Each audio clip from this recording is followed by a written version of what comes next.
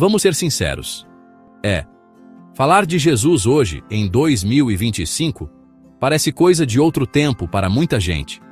A gente vive num mundo acelerado, cheio de tecnologia, de ciência, de informação na palma da mão. Cada um tem sua própria verdade, seu próprio caminho. Questionar tudo é a regra. E aí, no meio desse turbilhão, surge a pergunta: por que raios alguém escolheria seguir Jesus? Parece uma ideia antiga, quase um conto de fadas para adultos. Muita gente olha com desconfiança, e eu entendo. A gente vê tanta coisa errada sendo feita em nome da religião, que o ceticismo vira um escudo. É normal duvidar.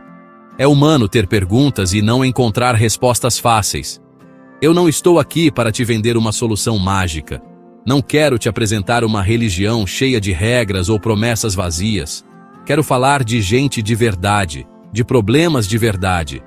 Falo com você que se sente sobrecarregado, com você que deita a cabeça no travesseiro e sente um peso no peito, uma culpa que não sabe de onde vem. Falo com você que se olha no espelho e não sabe mais quem é, perdido entre as expectativas dos outros e as suas próprias. E falo com você que vive com um nó na garganta, com medo do futuro, sentindo que a vida é uma tempestade sem fim. A pergunta central não é sobre religião, é sobre vida. Por quê? Em meio a tudo isso, seguir Jesus ainda faz sentido. Quero te apresentar 3 razões brutais, sem maquiagem. Razões que tocam na ferida, que falam diretamente ao coração de quem está cansado de discursos prontos. Não vou falar de uma vida perfeita e sem problemas, porque isso não existe. Vou falar de uma mudança real, que começa por dentro e transforma a maneira como a gente encara o lado de fora. A primeira razão é direta, talvez a mais difícil de encarar: o perdão. Vamos lá. Todo mundo erra. Ninguém é perfeito. Machucamos pessoas que amamos. Tomamos decisões egoístas. Falhamos em promessas. Cada erro deixa uma marca. É como uma mancha de óleo na roupa. Esse sentimento se chama culpa. Um peso nos ombros, dia após dia. Uma voz interna que nos acusa. A culpa prende ao passado. Ela diz: você não é bom o suficiente. Ela diz: você não merece uma segunda chance. Viver assim é caminhar com uma corrente no pé. A sociedade tenta responder de várias formas. Alguns dizem: se perdoe. Outros: terapia. Outros: esqueça e siga em frente. Mas não é tão simples. A memória do erro fica. As consequências às vezes permanecem visíveis para outros. Imagine uma dívida gigantesca no banco. Uma dívida que você sabe que não pode pagar. Todo dia o gerente liga. Toda carta é cobrança. Você vive com medo e vergonha. A culpa é uma dívida moral impagável. E então a proposta de Jesus surge como radical. Ele não oferece parcelamento. Não dá dicas de administração.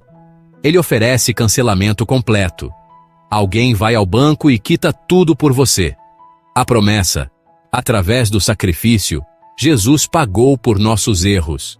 Não é um perdão barato. Custou um preço altíssimo. Vamos aprofundar essa imagem da dívida. Pense na escravidão. Não tem vontade própria, não tem liberdade, não tem futuro. Ele trabalha apenas para pagar uma dívida que, na maioria das vezes, nem foi ele quem contraiu, ou que se tornou tão grande que é impossível de quitar. A culpa funciona como um mestre de escravos invisível. Ela dita nossas emoções, sabota nossa alegria e limita nosso potencial. Quantas oportunidades você já perdeu por se sentir indigno? Quantos relacionamentos você já evitou por medo de machucar de novo? Quantos por achar que não merecia ser amado? A culpa nos torna escravos do nosso próprio passado, vivendo em um ciclo de autossabotagem e arrependimento. A mensagem de Jesus é uma declaração de alforria. É como se chegasse um mensageiro com um decreto oficial, assinado e selado, dizendo: você está livre. Sua dívida foi paga. O mestre não tem mais poder sobre você. No começo, é difícil de acreditar. Parece bom demais para ser verdade. O escravo pode desconfiar. Qual é a pegadinha? A pegadinha é que não tem pegadinha. O preço já foi pago. A liberdade é oferecida como um presente. Aceitar esse perdão é um acto de humildade. Tentar se livrar da culpa com as próprias forças é como... A libertação vem quando segura a mão que é estendida para nós de cima. Uma pessoa perdoada não é perfeita. Ela ainda vai errar. Mas agora, ela sabe o caminho de volta. Ela vive com leveza e gratidão. O medo do julgamento é substituído pela segurança do amor. A escravidão da culpa dá lugar à liberdade de servir, de amar, de viver plenamente. Not because we are perfect, but because we are forgiven. E essa é uma transformação que o dinheiro não compra e que nenhuma terapia, por melhor que seja, pode oferecer de forma tão completa. A segunda razão brutal é sobre propósito e identidade. Olhe ao redor. Vivemos numa crise de identidade sem precedentes. As redes sociais nos bombardeiam com a pergunta: quem é você? No que a gente faz, no que a gente tem, no que os outros pensam de nós? Eu sou o meu cargo. Eu sou o número de seguidores que eu tenho. Eu sou o carro que eu dirijo. Eu sou a minha aparência física. Eu sou o quanto eu sou popular. A gente constrói nossa casa, nossa identidade, sobre esses terrenos arenosos. E o que acontece quando o terreno cede? O problema é que esses terrenos sempre cedem. Você pode ser demitido do emprego que te definia. A fama é passageira, um cancelamento na internet e tudo acaba. A beleza envelhece. A saúde falha. A opinião dos outros muda como o vento. Quando a nossa identidade está ancorada nessas coisas frágeis, a gente vive em constante ansiedade. A gente vive com um medo terrível de perder aquilo que nos define. E quando a perda acontece, o que sobra? Um vazio enorme. Uma sensação de não ser ninguém. É uma crise existencial que leva muita gente à depressão. A angústia de sentir que a vida não tem sentido. Pausa. A terceira razão é a paz no meio do caos. E aqui eu preciso ser brutalmente honesto. Seguir Jesus não é um passe livre para uma vida sem problemas. Quem te vender isso está mentindo. Os problemas financeiros não desaparecem do dia para a noite. O diagnóstico de uma doença grave ainda pode chegar. Relacionamentos ainda podem se quebrar.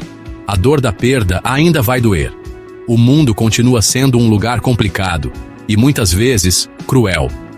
Jesus nunca prometeu um mar de rosas. Pelo contrário, ele disse: "No mundo vocês terão aflições." A tempestade vem para todo mundo, para quem crê e para quem não crê. Então qual é a diferença? Se os problemas continuam, qual é a vantagem? Muita gente abandona a fé no primeiro furacão.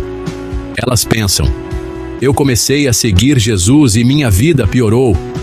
Elas esperavam um amuleto mágico, uma blindagem contra o sofrimento. Mas a promessa de Jesus nunca foi ausência de tempestade. A promessa foi presença na tempestade. A promessa não é um barco que nunca enfrenta ondas. A promessa é uma âncora que impede o barco de naufragar quando as ondas vêm com tudo. Imagine que você está atravessando um oceano. Ventos uivantes, chuva torrencial. O barco é jogado de um lado para o outro. O medo toma conta. Agora, imagine a mesma cena, mas com uma diferença. Dentro da cabine, junto com você, está o capitão mais experiente do mundo. Ele está calmo. Ele olha para você e diz: "Não se preocupe. Eu conheço essa tempestade. Eu sei como atravessá-la. Fique perto de mim. Nós vamos chegar ao outro lado." A tempestade não sumiu. O medo não desapareceu por completo. Mas agora você tem uma esperança. Você tem uma presença que te dá segurança. Essa é a paz que Jesus oferece. Não é a ausência de barulho por fora, mas a presença de uma quietude por dentro. Não é um sentimento superficial de vai ficar tudo bem, mas uma confiança profunda de que nós não estamos sozinhos. Essa paz não depende das circunstâncias. A razão é essa presença, essa âncora. Pausa. Falei de perdão que limpa, de propósito que firma e de paz que sustenta. Talvez algo disso tenha feito sentido para você. Talvez você esteja curioso ou cético ou um pouco dos dois. E a pergunta agora é: ok, e o que eu faço com isso? Fé não é teoria, é prática. Então, se você quer dar um passo, por menor que seja, quero te sugerir um caminho simples e prático. Não precisa de ritual complicado, nem de uma mudança radical da noite para o dia. A jornada de fé começa com um passo. Aqui estão algumas sugestões diretas para você começar hoje. Primeiro, ore. Simples assim. Oração não é um discurso bonito, nem palavras difíceis. Oração é conversa, é ser honesto com Deus. Encontre um lugar quieto, feche os olhos e fale. Diga o que está no seu coração. Fale sobre suas dúvidas, seus medos, sua culpa. Se você se identificou com a ideia do perdão, peça perdão. Diga algo como: Deus, se você existe, eu quero te conhecer. Estou cansado de carregar esse peso. Eu aceito o perdão que Jesus oferece. Não existe fórmula mágica. A sinceridade é a chave.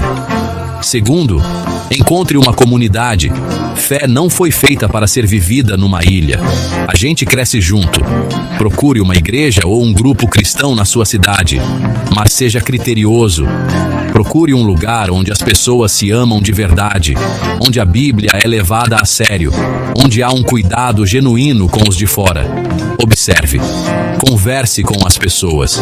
Veja se o que é pregado no púlpito é vivido no dia a dia. Ter pessoas ao seu lado para caminhar junto, para tirar dúvidas, para te apoiar é essencial. A comunidade nos protege do desânimo e nos ajuda a crescer. Terceiro, leia o Evangelho de João. Se você quer saber quem é Jesus, vá direto à fonte. O Evangelho de João foi escrito exatamente para isso. Ele mostra quem Jesus é, o que ele fez e o que ele ensinou. Não precisa ler tudo de uma vez. Leia um capítulo por dia. Leia devagar. Pense no que você está lendo. Pergunte: o que isso diz sobre Jesus? O que isso diz sobre mim? Deixe as palavras falarem com você. Anote suas dúvidas, suas percepções. A leitura da história de Jesus. Alimentar a fé que está nascendo. Pausa. Essas 3 razões, perdão, propósito, paz, não são as únicas, mas tocam no centro das nossas maiores necessidades humanas. Elas respondem aos gritos silenciosos. O grito da culpa, o grito do vazio, o grito do medo. Seguir Jesus não é aderir a um clube social ou a um conjunto de regras morais. É uma resposta pessoal a um convite de amor. É escolher confiar que a história de Jesus é verdadeira e que suas promessas valem para a sua vida. É decidir parar de tentar carregar o mundo nas costas, aceitar a ajuda, o perdão e a direção que ele oferece. Preciso ser honesto de novo. Dúvidas vão surgir. A fé não é a ausência de perguntas, mas a coragem de continuar caminhando mesmo com elas. Haverá dias difíceis. Haverá momentos em que você vai se sentir distante de Deus. A jornada da fé tem altos e baixos, como qualquer relacionamento de verdade. Mas a promessa é que Ele nunca te abandona. A perseverança, apoiada na comunidade e na sua graça, te levará a uma fé mais madura, testada no fogo e mais forte. No final, a decisão é sua. Ninguém pode tomar essa decisão por você. Fé não pode ser imposta. É um ato livre do coração.